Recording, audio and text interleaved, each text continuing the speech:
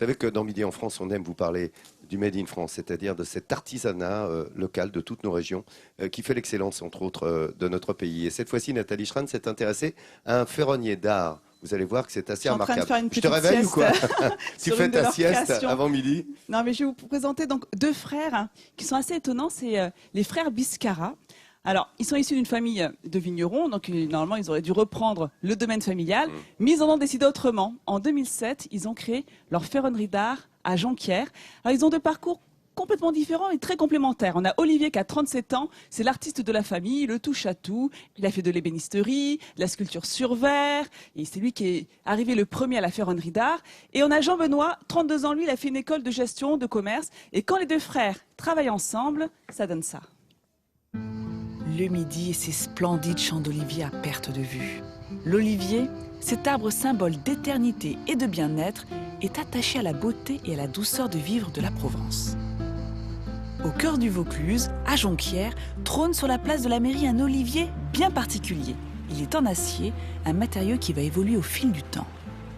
Nous l'avons conçu justement dans cet esprit-là. On l'a patiné et on va avoir presque un arbre comme à l'automne qui du coup va de passer à l'orange et devenir plus vivant. Cette œuvre d'art a été réalisée par Jean-Benoît et son frère Olivier, deux enfants du pays. C'est ici, au cœur de l'exploitation agricole de leurs parents, que cet olivier a poussé. Au milieu d'hectares de vignes, dans un cadre paradisiaque, les deux frères font souffler les feux de l'enfer et résonner le marteau de Vulcain, le dieu romain de la forge. Aujourd'hui, ces deux jeunes ferronniers d'art travaillent à la réalisation de tableaux en acier inspirés des estampes traditionnelles japonaises. Alors, la partie dessin, c'est vraiment c'est là où on pose tous les éléments. Donc, il faut vraiment que le dessin soit relativement précis pour que quand on attaque la construction des pièces en métal qu'on va appliquer après dessus la tôle, il faut que ce soit déjà très construit. C'est en regardant une émission de télévision qu'Olivier a découvert le métier de forgeron. Sans hésiter, cet autodidacte a quitté son destin de vigneron pour vivre sa passion pour l'acier en fusion. Olivier a appris seul ce métier de la forge. Là, nous avons un orange relativement clair. Nous devons être à peu près entre 1000 et 1100 degrés. Mais avant de le travailler, il faut brosser l'acier pour le libérer de ses impuretés. Ensuite, le marteau-pilon l'aide à façonner l'acier rougi afin d'obtenir un aspect bois que l'artiste recherche.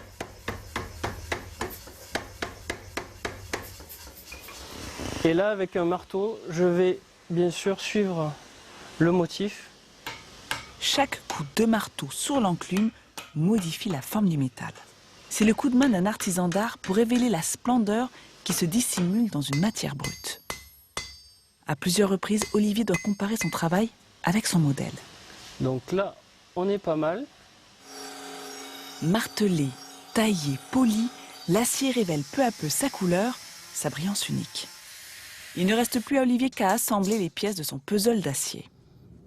Donc voilà, on n'est pas si mal. Ensuite, armé de son fer à souder, il assemble ses branches de métal. Un moment de poésie pour notre artiste. Après des heures de travail dans la chaleur de l'atelier, ce cerisier japonais prend racine. Cet arbre viendra rejoindre la forêt de création inspirée des deux frères ferronniers d'art qui fait le bonheur de leurs clients. Leur arbre de vie, lui, a séduit Heidi, une retraitée suisse amoureuse des arts et du Vaucluse. Pour moi, c'est le grand bonheur chaque jour de faire le tour de la maison. Et quand j'entre ici dans cette terrasse, dans ce coin intime, on peut dire, je ressens un très très grand bonheur parce que dans ce travail, il y a tellement d'amour, d'imagination et de savoir-faire. Un savoir-faire incandescent et inspiré au pied du Mont Ventoux. Vous l'avez vu, ils aiment les... Alors, on a quelques-unes de leurs créations en plateau. Donc, cette chaise d'inspiration Le Corbusier, avec, on a vraiment l'impression de... Voilà, on est sur une ligne. Regardez au niveau de le travail de l'assise. On dirait du Corbu, oui, t'as raison. Mais oui, avec donc la différence avec le Corbusier, ça épouse le corps, hein, vraiment. Ça épouse le corps, c'est en S. Et tu as surtout un point d'ancrage, tu vois, avec cette armature en acier qui donne l'impression d'être surélevé dans le ciel. C'est très agréable quand on s'allonge dessus. Et l'assise, ils font tout eux-mêmes. L'assise, eh bien, c'est du chêne. C'est du chêne qui a été cintré à chaud et qu'on a également trempé pour pouvoir la façonner comme Ça le fait travail des d'un lignes vannier. très pures, hein, C'est très magnifique. sobres. Alors la seule chose qu'ils n'ont pas faite, c'est la tétière en cuir. Ils peuvent pas tout faire. Hein. Déjà l'ébénisterie, la ferronnerie.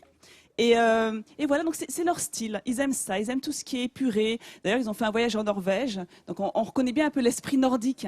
Et là, vous avez un porte-manteau, donc c'est toujours cette volonté d'allier donc des matériaux nobles et un style graphique très simple. Regardez, donc ça ressemble un peu à un sarment de vigne, hein, avec ce mélange d'acier et de bois. Et donc l'idée, c'est de pouvoir d'avoir un objet qui est beau si jamais il est nu, quoi. Qu'on soit content d'avoir ça C'est très chez joli. soi. Et l'arbre chez Heidi, là, chez cette femme suisse, c'était remarquable. Hein. Ah mais alors ça En c'est plus, le en sarment de soutien, vigne. c'est Oui, c'est des remarquable. fils de vignerons. Donc regarde, Ah ouais. on en a un ici. Il y a du talent, hein. Non mais regardez là, les deux frères ont du talent. Regardez un peu là on en a un vrai sarment de vigne à côté de nous. Et tout ce travail de nervure, le détail des grains, ils essayent vraiment de reconstituer la branche dans les moindres détails. Et j'avais aussi envie de vous montrer ça. Cette lampe. Qu'est-ce que c'est, Nathalie? Ah, c'est une lampe. Alors ça, c'est une Une lampe qui s'appelle le lampe toucan.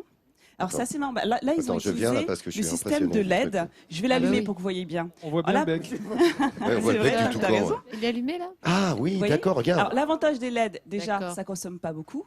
Bien Et sûr. surtout, ils l'intègrent dans leur sculpture. Comme ça, on ne voit pas d'où provient la source lumineuse. Donc vous avez une barre métallique, magie, Non, mais une barre attends, métallique c'est- qui vous éclaire. Voilà, donc ça c'est le style des frères Biscara. Alors on a Ah, Jean-Benoît qui est bravo, venu hein. nous faire un petit coucou parce que Olivier est en train de travailler également. Donc on a au moins un des deux frères avec nous en plateau. Donc encore un grand bravo les garçons. Et on vous mettra les coordonnées de ces deux jeunes hommes sur notre page Facebook Midi en France officielle comme à chaque fois. Absolument, et sur France3.fr également.